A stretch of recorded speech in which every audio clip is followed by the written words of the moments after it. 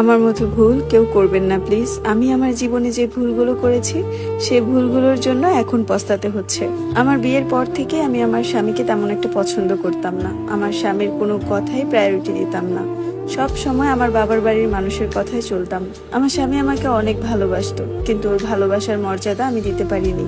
ও সব সময় বলতো, যেদিন আমি থাকবো না সেদিন বুঝবে আমি তোমার জীবনে কি ছিলাম। কেন জানি বিয়ের পর থেকে আমার স্বামীকে আমার কাছে ভালো লাগতো না। ও যেই কথাটাই বলতো, যেই কাজটাই করতে বলতো, সেটার বিপরীত সবসময় করতাম। বিয়েটা আমাদের পারিবারিক ভাবেই হয়। আমার বাবার এক বন্ধুর ছেলের সাথে আমার বিয়ে হয়, বাল্যকালের বন্ধু। গ্রামের বাড়িতে থাকেন তিনি, আর আমার বাবা শহরে থাকেন। আমার বাবার ঢাকায় 2টা মুদি দোকান আছে। এমনিতে গ্রামে একটু একটু জায়গা জমি আছে। ওই যে বললাম না, বাবার বাল্যকালের বন্ধু, কিন্তু বাবার সাথে তেমন একটা উঠা বসা ছিল না। গ্রামে যাওয়ার পর হঠাৎ দেখায় বিয়ের কথা ঠিক হলো। বাবাও ভালো ছেলে মনে করে আমাকে বিয়ে দিয়ে দিল। কিন্তু ছেলে থাকতো দুবাই। উনি বাংলাদেশে আসার পর আমরা বাবার বাসার পাশে বাসা নেই। সারা দিনে বেশিরভাগ টাইমই আমি আমার বাবার বাড়িতে থাকতাম। আমার স্বামী যখন রাত্রে ঘরে ফিরতো তখন মার বাসা থেকে খাবার নিয়ে তাকে এনে খাওয়াতাম। আমি তাকে খুব কমই রান্না করে খাইয়েছি। সে আমার কাছে অনেক আবদার করতো আমি যেন তাকে রান্না করে খাওয়াই। আমি যখন তাকে বিয়ে করেছি তখন সে দুবাই ছিল। দুবাই থেকে এসে আমাকে বিয়ে করেছে। কিন্তু বিয়ে করে আসার পর আবার একবার গিয়েছিল, এরপরে যে আসলো আর যায়নি। তার কথা, তার নাকি আমাকে রেখে যেতে ইচ্ছে করে না। কিন্তু আমার তো তার সাথে থাকতেই ইচ্ছে করে না। আমার স্বামীকে আমি পছন্দ করতাম না এর মানে এই না যে আমার স্বামী দেখতে সুন্দর ছিল না কিংবা কোনো খুঁত ছিল। সে দেখতে মাশাআল্লাহ অনেক সুন্দর ছিল, উঁচা লম্বা, সব দিক দিয়ে পারফেক্ট ছিল। যেমন লেখাপড়া তেমন সব দিক দিয়েই ভদ্রতা ছিল। কিন্তু কেন জানি আমার কাছেই ভালো লাগতো না। এভাবেই কেটে গেল 2 বছর। ও আমার থেকে অনেক অবহেলা পেয়েছে। হঠাৎ একদিন ফেসবুকে একটা ছেলের সাথে পরিচয় হয়। পরিচয় থেকে বন্ধুত্ব। তারপর সময় করে প্রায় সময় ওর সাথে আমার কথা হতো। সকালে গুড মর্নিং, দুপুরে খাবার খেয়েছে কিনা, রাতের বেলা ঘুমের আগে গুড নাইট, সবকিছু মিলিয়ে ও আমার সব সময় খোঁজ খবর নিত।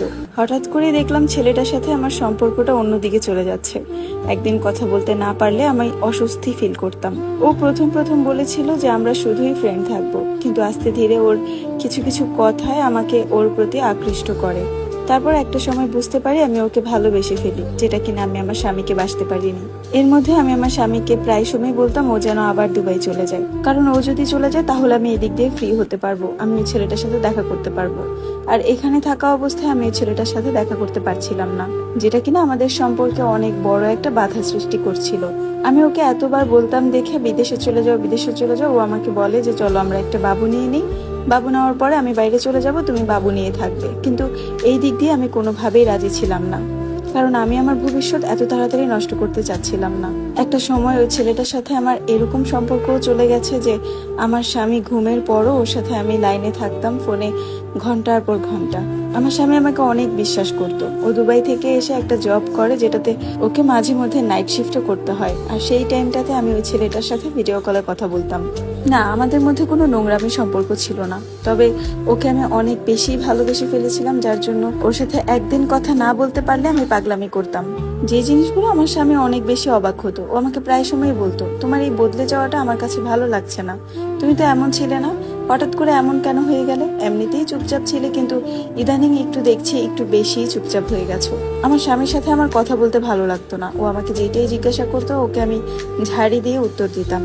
বেশিরভাগ টাইম বাবার বাড়িতে থাকতাম, যে কারণে সব সময় ওই ছেলেটার সাথে কানেক্ট থাকতে পারতাম। এমনিতেও তো আমি আমার শ্বশুর শাশুড়ির সাথে থাকতাম না, আলাদা বাসা নিয়ে থাকতাম। সারাদিন আমার স্বামী জব করতো, আর আমি এদিক দিয়ে ওই ছেলেটার সাথে ফোনে কথা বলতাম। একদিন ও আমাকে বললো আমার সাথে দেখা করবে, আমি যেন ওর সাথে দেখা করার ব্যবস্থা করি। এই কথা শুনে তো আমি ভয়ে অবস্থা খারাপ, কারণ আমার তো স্বামী আছে, আমি বিবাহিত, আমি ওর সাথে কিভাবে দেখা করব। অনেক চিন্তা ভাবনা করে বুদ্ধি করলাম আমি আমার স্বামীকে তার বাবার বাড়িতে একদিনের জন্য পাঠাবো। যেহেতু আমার বাবার বাড়ি আর তার বাবার বাড়ি কাছাকাছি একই গ্রামে, সে আমাকেও নিয়ে যেতে চাইলো। কিন্তু আমি আমার অসুস্থতার ভান ধরে বললাম যে আমি যাব না, বাবা অসুস্থ, তুমি যেয়ে দেখে আসো। এদিক দিয়ে আমার প্ল্যান ছিল আমি আমার বয়ফ্রেন্ডের সাথে দেখা করব। ও কিছুতেই রাজি হচ্ছিল না, ওকে অনেক কষ্ট করে রাজি করাতে হয়েছে। যেদিন যাওয়ার কথা বলেছি তার পরের দিন বিকেল বেলা ওদের বাড়ির উদ্দেশ্যে ও রওনা দেয়। হ্যালো, আসসালামু আলাইকুম এভরিওয়ান। আমি জান্নাত রহমান আপনাদেরকে একটা বহুল জীবনের গল্প পড়ে শোনাচ্ছি, যেটার ওনার হচ্ছে জারা নামের একটি মেয়ে।